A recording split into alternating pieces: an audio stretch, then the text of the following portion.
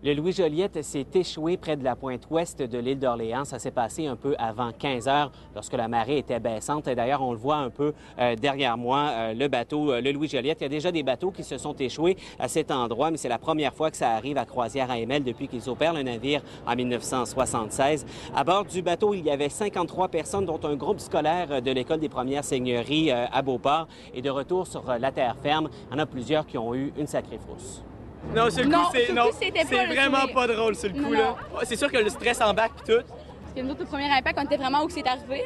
Ah oui? On était genre... On était sur le pont inférieur, sur le balcon. C'était vraiment là que ça s'est passé, Ouais. là. Puis on était comme... Il y avait des tables, puis on était vraiment tous assis en gang d'amis, puis on parlait pis tout. Puis ça a vraiment fait un choc, Ouais. puis on a vraiment été propulsés, Mon genre. iPad était sur la table, là, puis il a avancé, là.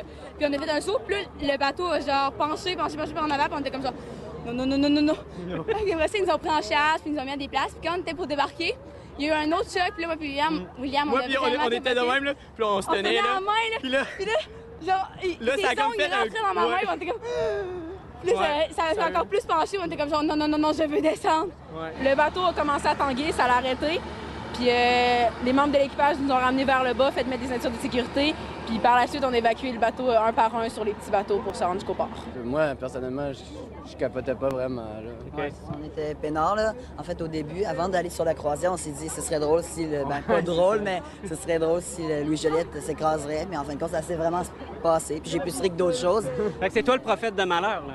Non, on était tous dedans, là. Ouais. Donc, il s'est déroulé environ 3 heures entre le moment de l'impact et le moment où tout le monde a été ramené ici sur la terre ferme de l'endroit où ils étaient partis. Ce qui est arrivé, c'est que la garde côtière a demandé au groupe Océan de dépêcher 2 navires. Les 2 navires ont abordé le Louis Joliette. Ils ont transféré les passagers sur ces navires-là. Ils ont débarqué au port de Québec et ils ont été amenés ici par autobus, tous sains et saufs, évidemment.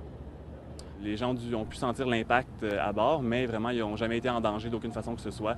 Puis, on a mis en branle notre processus d'urgence le plus rapidement possible. OK. Donc, qu'est-ce qu'il a fait? Il a raclé le fond? Comment? C'est quoi?